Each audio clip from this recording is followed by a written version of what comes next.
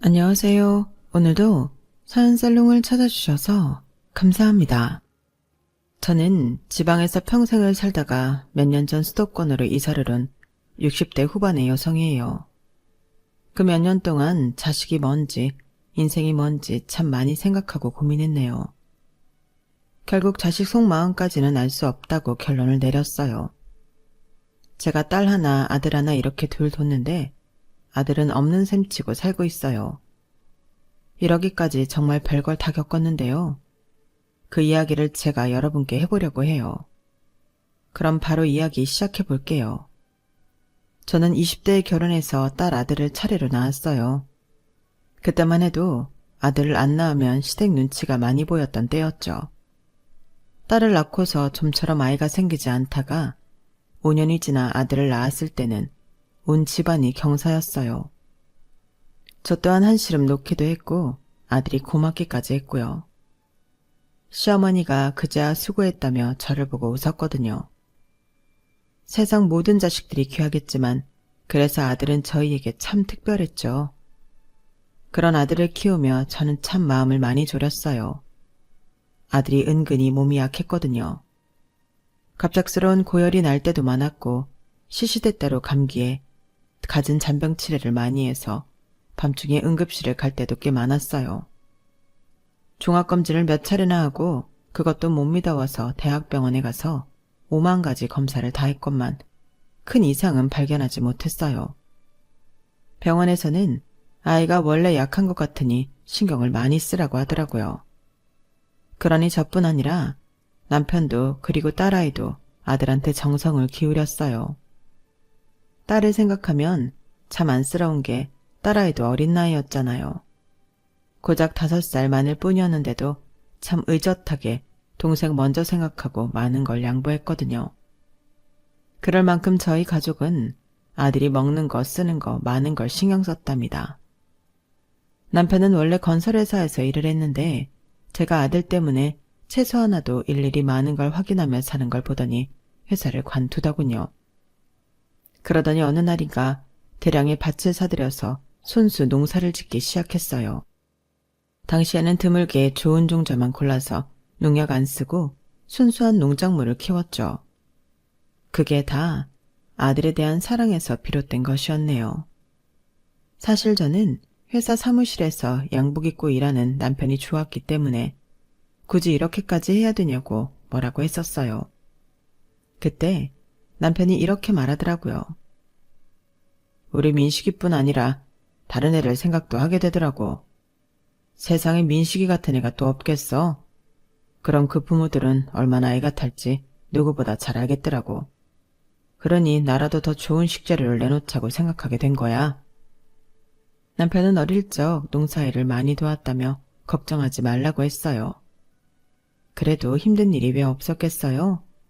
정말 고생도 많았고 그만두자고 하고 싶을 때도 많았는데 남편은 꿋꿋하게 친환경 방법으로 농사를 짓고 유통처를 뚫고 열심히 했어요.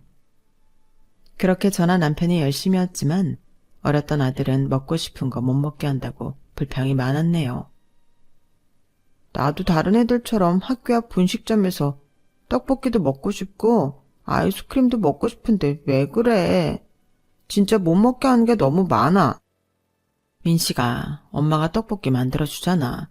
아이스크림도 그렇고 저번에 아빠가 유기농 우유 사오신 걸로 아이스크림 만들었는데 그건 왜 안 먹어? 나도 야채 안 들어가고 달고 매운 거 먹고 싶단 말이야. 아이스크림도 애들하고 똑같은 거 먹고 싶어.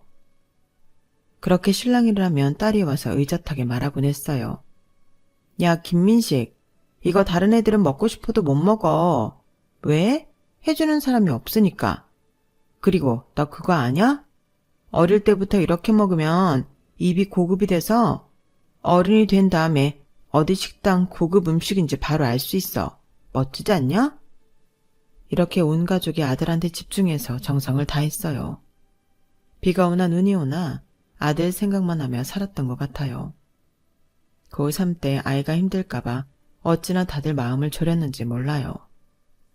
늘 새벽 4시에는 일어나서 아이가 하루 종일 밖에서 먹을 도시락을 일일이 싸고 이미 사회인이 된 딸아이가 매일 애를 학교까지 데려다주고 데려오고 했네요. 남편은 남편대로 아들이 다른 걱정 안 하고 공부만 할 수 있게 해줬고요. 그런 노력들 덕분인지 아들은 대학생 때부터 더는 약하다는 말을 듣지 않게 되었어요. 병원에서도 아주 건강하다고 했고요. 저도 남편도 그리고 딸도 다 한시름 놓았어요. 특히 딸은 이제 정말 자기 인생 살 수 있겠다고 하는데 얼굴이 다 편해 보이더라고요. 정말이지 딸아이가 단 한 번도 아들한테 하는 걸 질투하지도 않고 오히려 더 어른스럽게 굴어서 정말 고마웠어요.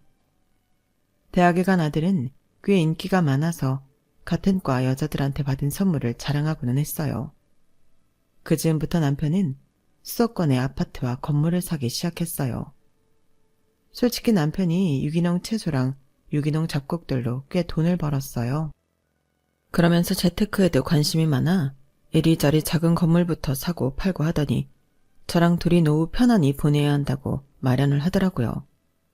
그러면서 당장은 애들한테는 말하지 말자고 하더라고요. 애들을 못 믿어서라기보다 우리가 우리 것도 잘 챙겨야지. 어차피 민영이 민식이 줄 건 다 있잖아. 그것만도 우리 애들 결혼 남부럽지 않게 시킬 수 있어. 저는 알겠다고 남편 뜻에 따르겠다고 했네요. 그리고 시간이 흘러서 아들은 대학을 졸업해서 취직을 했고 딸아이는 영어학원 강사를 하다가 좋은 남자를 만나 결혼을 했어요. 남편은 말했던 대로 딸의 결혼식을 참 잘 치러줬어요. 아낌없이 해주었고 정말 좋은 호텔에서 누가 봐도 부러울 만큼 해줬거든요. 사돈분들도 교양 있고 좋으신 분들인데 남편이 나서서 그렇게 하니 더 좋아하는 것 같았고요. 결혼하고 나서 딸하고 사위는 참 저희한테 잘했어요. 사위가 어찌나 살갑게 굴고 정이 많은지요. 저희 부부는 멀리 사는 저희한테 꼬박꼬박 찾아와 주는 게 고마웠어요. 남편 농사는 스마트팜이라고 정보통신 기술을 이용하는데 그래도 사람 손 가는 데가 많거든요. 그걸 사위가 선뜻 들어서서 다 도와주는 거였어요. 같이 일하는 사람들하고도 잘 어울렸고요. 안녕하세요 여사님, 저번에 인사드렸죠. 저 이 집안 사위 되는 사람입니다. 그건 제가 같이 돕겠습니다. 이리 주세요. 선생님, 고생 많으세요. 저희 장인어른 앞으로도 많이 도와주세요. 이건 제가 할게요. 저 주세요. 친아들도 안 하는 걸 일하는 사람들한테 꼬박꼬박 존칭 쓰며 해주니 너무 마음이 든든하더라고요. 나 이런 사위 있다고 아주 온 세상에 자랑하고 싶을 정도로요. 저희 부부 결혼기념일 때는 해외여행 비행기표에 호텔까지 예약하고 용돈까지 주는 거였어요. 니들이 암만 둘이 번다고 해도 한두 푼 드는 것도 아닌 걸 우리가 어떻게 받아. 자네도 직장에서 보통 스트레스가 아닐 텐데 말이야. 나도 예전에 회사 생활 해봐서 알아. 장인어른, 그런 말씀 마세요. 돈을 왜 버는데요? 이렇게 가족하고 잘 지내려고 버는 거죠. 농장 걱정은 마시고 며칠 다 잊고 쉬다 오세요. 한 번씩 그래야 더 오래 건강하시죠. 네? 그렇게 하세요. 남편은 그런 사이를 많이 고마워했고 가는 데마다 자랑하고 칭찬을 했어요. 아들한테도 형처럼 잘했고요. 아들은 당시 많이 바빠서 일주일에 한 번 전화나 하고 얼굴을 많이 못 봤었네요. 그래도 약했던 아들이 건강하게 사회활동을 한다는 게 좋아서 그저 지 좋다는 대로 다 해줬어요. 용돈을 보내달라고 하면 지 아빠나 누나 모르게 보내주기도 했고요. 반찬도 주에 한 번은 택배로 보냈어요. 제가 직접 가져가면 그것도 부담스러워해서요. 좀 섭섭하기는 했어도 다들 다 큰아들집 그렇게 자주 방문하면 싫어하는 게 당연하대서 그러려니 했죠. 그렇게 지내던 어느 날 30이 넘은 아들이 결혼할 여자를 데려왔어요. 한의사라는데 우리 아들하고 결혼한다고 하니 좀 의아했어요. 아들이 직장도 그렇고 한의사하고 무슨 연이 있을 것 같지가 않았거든요. 게다가 우리 아들은 그에 비하면 일반 회사 직장인이라 왜 더 좋은 조건의 남자를 안 만나나 싶기도 했죠. 그런데 직접 만나보니 우리 아들을 많이 좋아하는 것 같더라고요. 어머니, 저는 민식 오빠하고 완전 천생연분 같아요. 정말 잘 맞거든요. 이런 아들 낳아주셔서 정말 감사해요. 정화가 이렇게 성격이 좋아, 엄마. 솔직한 말도 잘하고 잘난 척도 안 해. 어머니, 아버지, 저희 지켜봐 주세요. 정말 잘 살게요. 아들이 좋다고 하고 며느리감도 우리 아들이 좋아서 저희한테 예쁜 말만 하니 반대할 이유가 없었어요. 사돈 되실 분들도 우리 아들을 좋게 봐주신 것 같아 좋았죠. 그렇게 일사천리로 아들을 결혼시키게 되었네요. 결혼식 날 멋지게 차려입은 아들이 식장 안으로 들어오는데 어찌나 눈물이 나든지요. 약하게 태어나 온 가족 애를 태우던 아이가 건강한 어른이 되어 신부를 맞이하니 너무나 감격스러웠어요.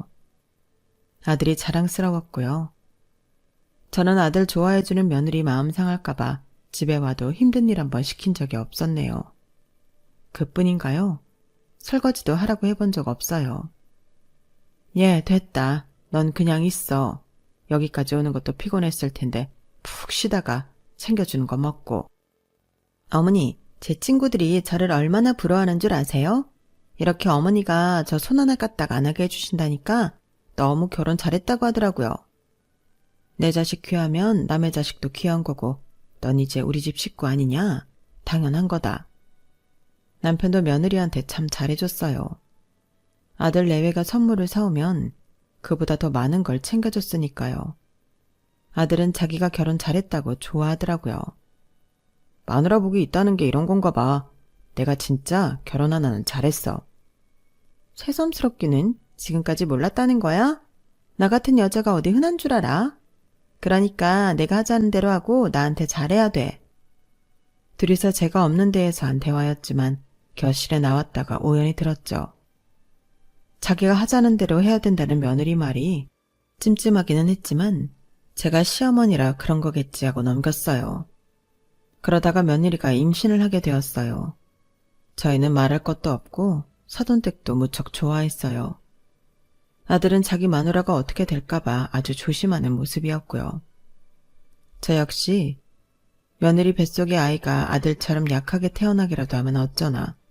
아니, 태어나기 전 무슨 일이라도 생기면 어쩌나 싶어 집에 오지 말라고 하고 그저 푹 쉬라고만 했어요. 그렇게 며느리가 임신 15주에 접어들 때쯤부터 며느리는 이따금 저한테 전화를 해서 집에 대한 하소연을 했어요. 이렇게 아이가 빨리 생길 줄 알았으면 무리를 해서라도 더 큰 집을 할 걸 그랬어요. 지금 사는 집이 좁지는 않은 것 같은데 그 집 실평수가 20평 정도 되잖아. 어머니, 애들 금방 크잖아요. 저랑 민식 오빠 집 많아서 지금도 공간 없는데 아이 태어나 봐요. 제가 친구들 아이 키우는 거 봤잖아요. 거실 좁고 방 좁으면 아주 엉망이에요. 저는 그 일을 남편한테 말했어요. 남편은 제 말을 묵묵히 듣더니 이러더라고요. 실은 얼마 전 바깥 사돈이 전화해서 나한테 자기가 아는 가게가 어려우니 어디서 돈을 마련할 수 없겠냐고 하더라고. 이게 우리가 재산을 얼마나 갖고 있는 건가 떠보는 건지 뭔지 알 수 없어서 말이야. 그 말을 들으니 어째 감이 이상하더라고요. 쎄하다고 하잖아요.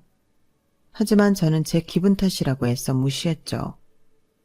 그렇게 몇 번 며느리한테 집이 좁다, 힘들다, 병원이 멀다 하는 전화가 오고 나서 아들이 혼자 찾아왔어요. 사실 그때 남편 건강이 많이 안 좋아져서 종합검진을 받고 결과를 기다리고 있었거든요. 내심 지 아버지 병문안을 왔다고 생각해서 기특하게 여겼는데 자리에 앉자마자 이러는 거였어요. 엄마, 아빠, 우리 이사갈 돈 좀 해주세요. 기왕이면 강남으로요. 앞으로의 교육도 생각해야 되잖아요. 강남이면 지금 니네 사는데 팔고 니들이 대출해서 보태도 빠듯하겠구나. 엄마, 그러니까 내가 돈 좀 해달라는 거지. 정화가 많이 힘들어해. 아무리 그래도 이렇게 갑자기 돈을 해달라고 하면 어떡하냐? 우리가 돈이 어딨다고. 남편이 말하자 아들은 인상을 찌푸렸어요. 그동안 정화가 계속 엄마한테 전화해서 말했다는데 뭐가 갑자기예요. 그리고 우리 지금 사는데 빌라잖아요. 빌라랑 아파트랑 값이 얼마나 달라요? 니네 아파트로 이사 가겠다는 거야? 제가 다시 끼어들자 아들은 답답하다는 듯 저를 쳐다봤어요. 엄마, 정화 한의사야, 한의사. 친구들 중에 빌라 사는 집 우리밖에 없대. 그 말 듣는데 내가 너무 미안하더라고. 그리고 앞으로 태어날 엄마 손주 위해서도 아파트가 더 낫지 않겠어? 하다못해 물려주려고 해도 아파트가 나으니까 아파트를 사줄 텐데. 아들 녀석은 그렇게 돈 해달라고 거의 땡깡을 피우다시피 하다가 서울로 가버렸어요. 그때 처음으로 아들한테 크게 서운했네요. 그동안 크고 작은 일에 섭섭한 거야 별거 아니지만 지 아버지 건강검진은 어떻게 됐냐는 말은 입도 뻥긋하지 않고 자기들 돈 달라는 말만 하는데 이게 자식 키우고 떠나보내는 건가 싶을 정도였어요. 며칠 후 남편은 단호하게 말했어요. 우리 이 농사 이제 접읍시다 여보. 아니 당신이 민식이 아플 때부터 평생 해오던 일인데 어쩌려고요. 나는 일선에 일절 안 나서도 돼. 이제 그럴 때도 됐어. 나는 투자만 하는 방식으로 바꾸려고. 전부터 내 스마트팜 하고 싶어하는 사람이 있었는데 그 사람이 돈 많이 쳐준다고 했어. 하기야 당신 앞으로 치료도 받고 하려면 농사 신경 쓸 틈이 없죠. 그래서 그 돈으로 민식이네 아파트 사주게요? 걔들한테 유산 미리 주는 셈 치는 거야. 이 정도면 우리 할 만큼 한 거잖아. 남편은 정말 큰 결심을 했고 저도 알겠다고 했어요. 저와 남편은 30여 년을 산 지방 동네를 떠나 수도권 아파트로 옮기기로 했어요. 남편 건강검진 결과가 좋지 않아 주기적으로 병원을 다녀야 했거든요. 신장 기능이 안 좋은데 자칫 잘못하면 크게 문제가 될 수도 있다고 했어요. 아들은 자기네 아파트를 마련해 준다고 하니까 신이 났더라고요. 며느리도 몸이 무겁고 힘들다며 아픈 시아버지 한 번도 들여다보지 않더니 신이 나서 쇼핑을 다닌다고 했고요. 새집 이사 가니까 좋아서 그러는구나 하고 말았어요. 남편은 그뿐 아니라 바깥 사돈 가게에도 돈을 대줬어요. 자기는 큰돈이 없다고 하고 사위 이름을 빌려서 다른 사람을 소개시켜준 것처럼 했어요. 남편 말로는 바깥 사돈이 무력이 있어 보이고 눈빛이 심상치 않다고 했어요. 내가 돈 좀 있는 거 알면 계속 치댈 것 같아서 이렇게 하는 거야. 어차피 없는 셈 쳐도 되는 만큼만 넣기도 했고 이건 이서방도 알아서 잘했다고 했으니 내 돈인 줄은 모를 거야. 그렇게 저희는 시골집을 정리하고 수도권 아파트로 이사를 왔어요.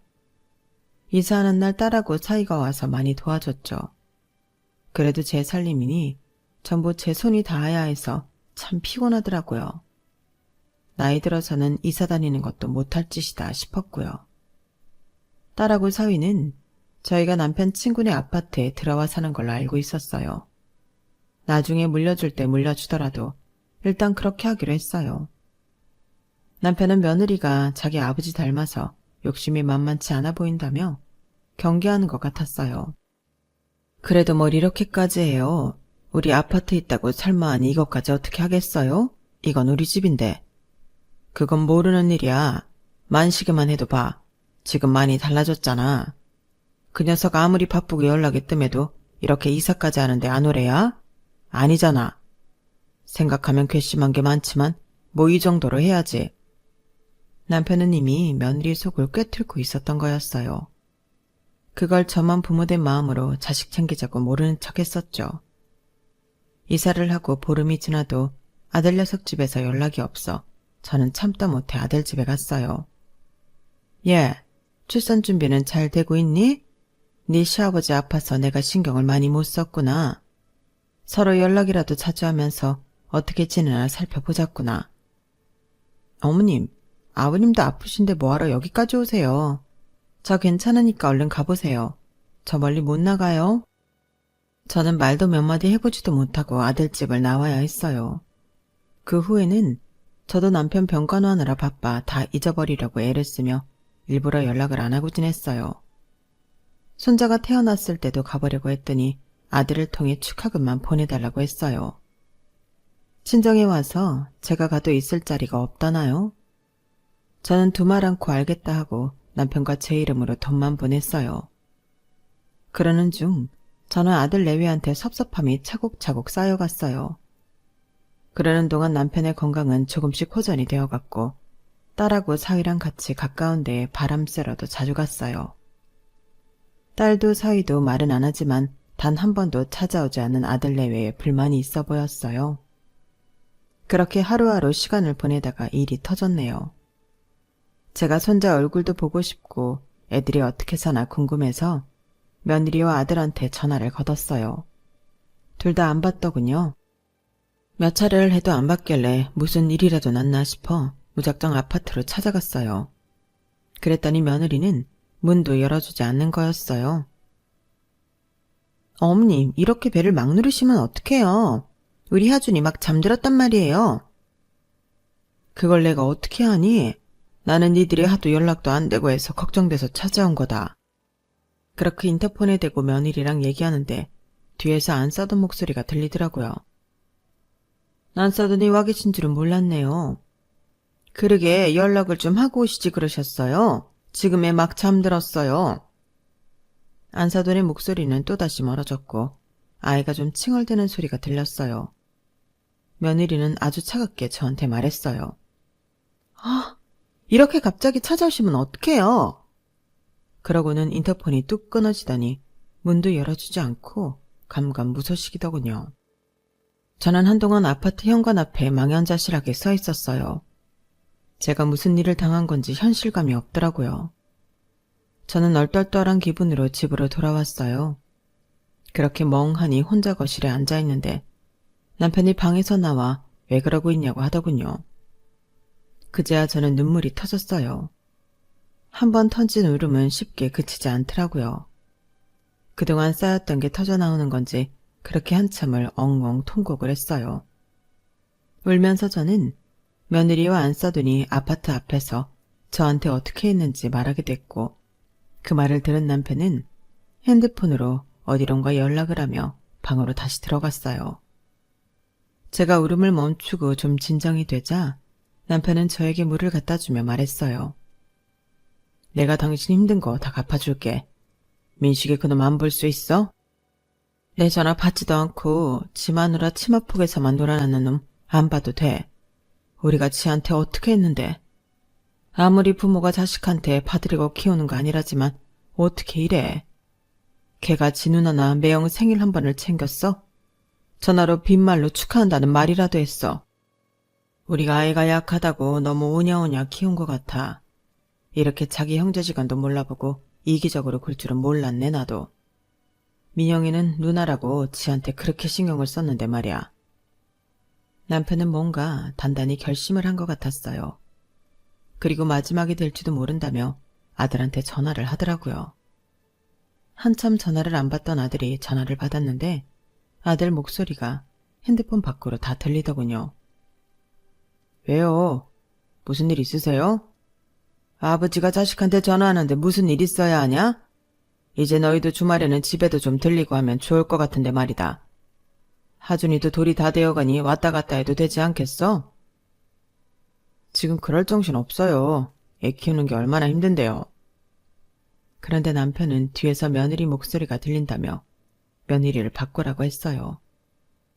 한참 실랑이를 하는 것 같더니 마지못해 전화를 받는 며느리 목소리가 들리더군요. 그래, 시애비다. 오늘 낮에 네 시어머니한테 있었던 일 다 들었다. 아무리 연락을 해도 안 받으니 찾아갔던 건데 꼭 그렇게 했어야 했냐?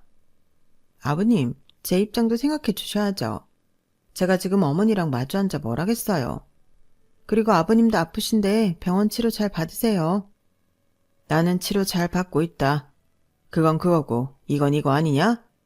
지금 저한테 따지시는 거예요? 갑자기 왜 이러시는데요? 갑자기가 아니다. 그간 니들이 너무 소원했으니 하는 말이야. 그리고 너는 어째 나한테 빈말이라도 니네 한의원 들러라. 침이라도 놔주겠다는 말도 없구나. 아버님 병은 양이 찾아가신 게 나아요. 저한테 뭐 보약 같은 거 받고 싶으세요? 그럴 거면 오시고요. 근데 저는 가족이라도 공짜나 할인은 없거든요. 제 값을 주고 먹어야 약해도 좋은 거라고 생각해요.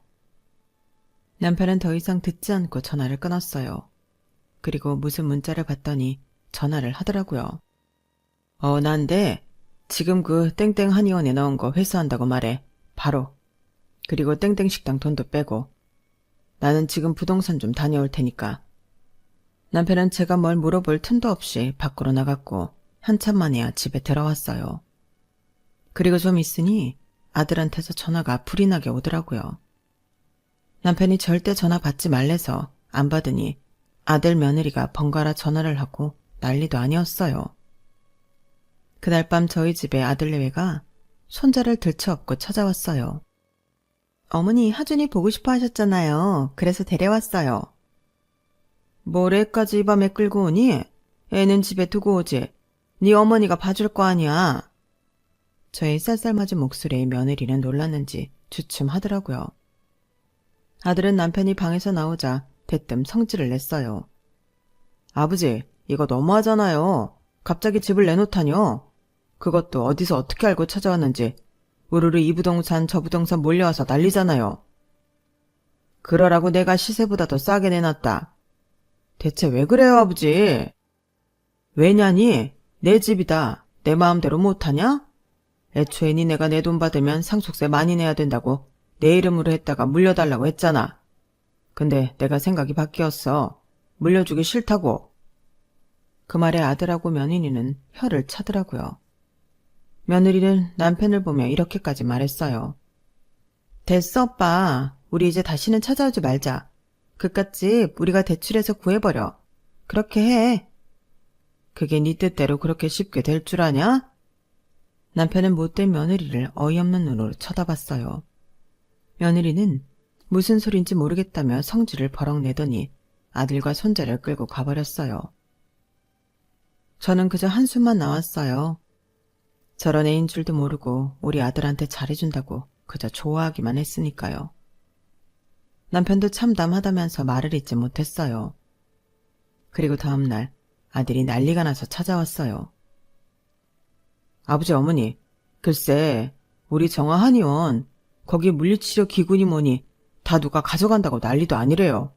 의료기기도요. 정화가 어디서 투자받았다고 했잖아요.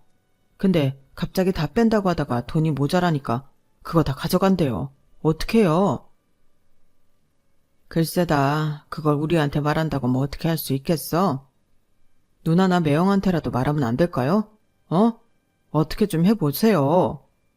아들의 말에 남편이 매섭게 말했어요. 니네 우리가 이제 친구 집에서 살고 돈도 없다고 전화도 안 받고 찾아오지도 않더니 이럴 때는 또 뛰어오는구나. 나는 니네 저번에 이러고 간 후에 더는 안 볼 생각했으니 이러지 말고 가. 아버지 진짜 이러실 거예요? 내가 하고 싶은 말이다. 당장 나가. 남편은 아들을 차갑게 내쫓고 저한테도 전화도 받아주지 말고 찾아가지도 말라고 했어요. 제 마음이 약해질까 봐 그런 거였죠. 하지만 저도 애들한테 너무 당했다는 생각이 들어서인지 곱게 봐주고 싶은 마음이 없었어요. 그러고 나서 저녁에 창거리를 사려고 현관문을 여는데 며느리가 불쑥 안으로 들어오는 거 아니겠어요? 거기 서서 저나 남편이 나오기를 기다렸던 것 같아요. 며느리는 저한테 따졌어요. 어머니, 제가 그렇게 큰 잘못을 했어요? 겨우 문 한 번 안 열어줬다고 집을 나가라뇨. 저한테도 사정이 있는 거잖아요. 왜? 니네가 알아서 대출받아 집 산다며? 그게 안 되나 보지? 어머니 이렇게 빈정대실 거예요? 아무리 아버님이 해주신 집이라지만 제 집인데 그렇게 불쑥 찾아오면 안 열어주는 게 다행이잖아요. 그저 그런 일로 이러시는 거 너무하세요. 너무하다고 생각하려면 해라. 난 이 시아버지는 더 이상 너희 품을 생각 없어. 네가 시아버지 아프다고 전화를 한 번 하기로 했냐 뭐 했냐? 며느리로 하는 건 없고 네가 챙길 것만 생각하잖아. 괘씸한 것도 정도가 있는 거야. 며느리는 안 되겠는지 짜증을 내며 돌아갔어요. 그러자 방에 있던 남편은 저한테 나가서 저녁을 먹자고 하더라고요. 잘 차려 입으라고요. 저는 남편이 무슨 생각이 있는 것 같아 남편이 말하는 대로 잘 차려입고 따라 나섰어요. 남편도 그날따라 평소와 다르게 고급 양복을 입었더라고요. 그렇게 저희가 간 곳은 바카사도니 하는 식당이었어요. 규모가 있는 한정식집이었는데 한 번도 와본 적은 없었네요. 식당 밖에서는 사위가 어떤 남자하고 기다리고 있더라고요. 사위랑 같이 남편 투자를 관리해주는 사람이었어요. 그 사람과 인사를 하고 있는데 가게에서 바깥사돈이 나와 관리해주는 사람한테 굽신거리더라고요. 아유, 사장님, 저희 장사 잘 되고 있습니다. 그런데 갑자기 투자금을 빼신다고 하면 저희도 여러 가지로 곤란합니다. 절대 손해보지 않게 할 거니까요. 투자금은 좀 봐주시죠. 그럼 실제 투자하신 분하고 말씀을 나눠보세요. 라며 저희 남편을 가리키자 바깥사돈은 눈이 휘둥그레져서 말을 잇지 못했어요. 지금까지 사장님 식장에 투자해 주셨던 분입니다. 저는 대신 맡아서 한 것뿐이니까요.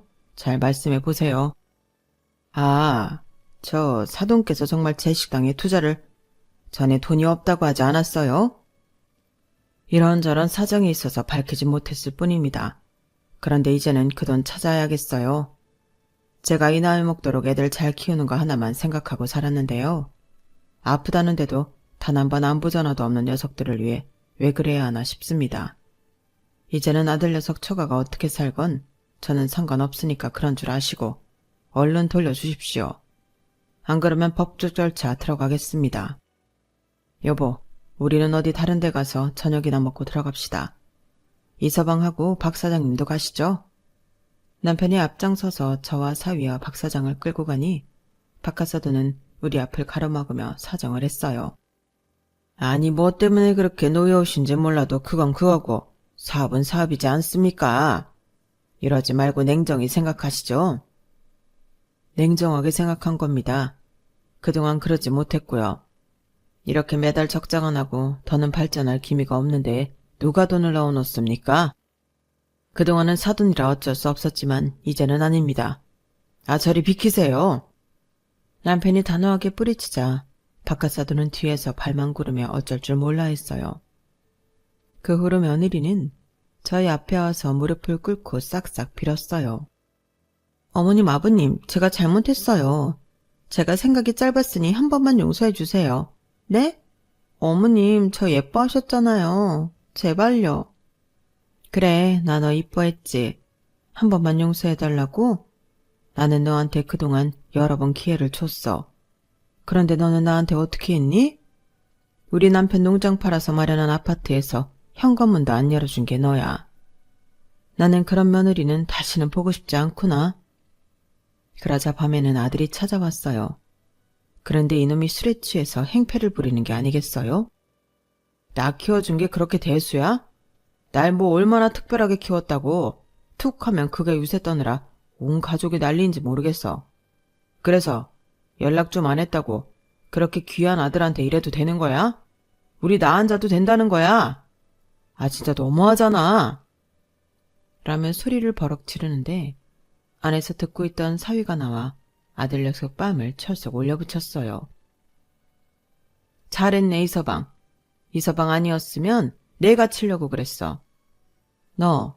너는 여기 네 누나 남편 네 매형보다도 못해. 알겠어? 어머님, 제가 아들 노릇하잖아요. 처남 아님 김민식 씨는 알아서 그냥 살라고 하세요. 더는 상대하지 말고 들어가세요. 저는 아랫입술을 꽉 깨물고 그 자리를 떠나 안방으로 들어왔고 마무리는 사위와 딸아이가 있어요. 아들은 결국 행패를 부리다가 경찰을 부르자 꽁무니가 빠지게 도망갔어요. 남편은 며느리 한혜원에 들어갔던 돈과 바깥 사돈 식당에 들어간 돈을 다 회수하고 아들 내외도 아파트에서 내보냈어요.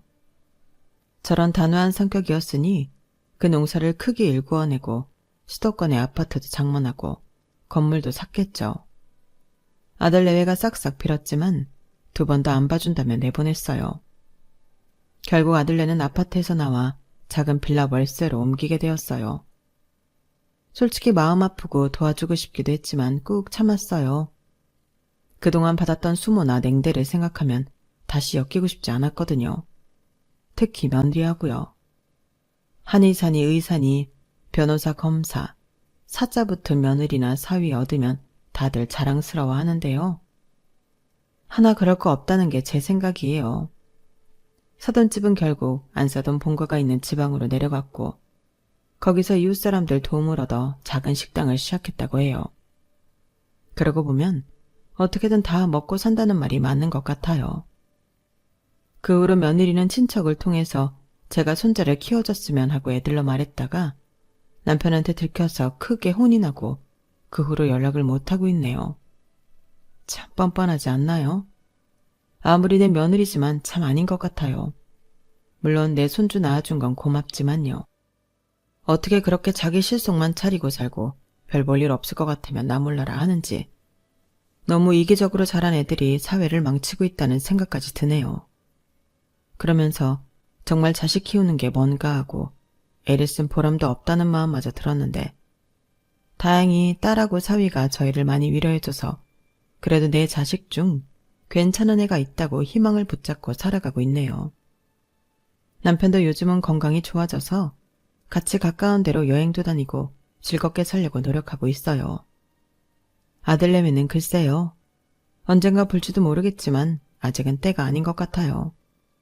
둘이 어떻게 할지 앞으로도 지켜볼 생각이에요.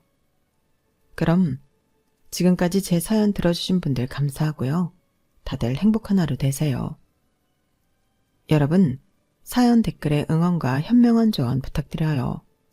좋아요와 구독은 저에게 큰 힘이 됩니다.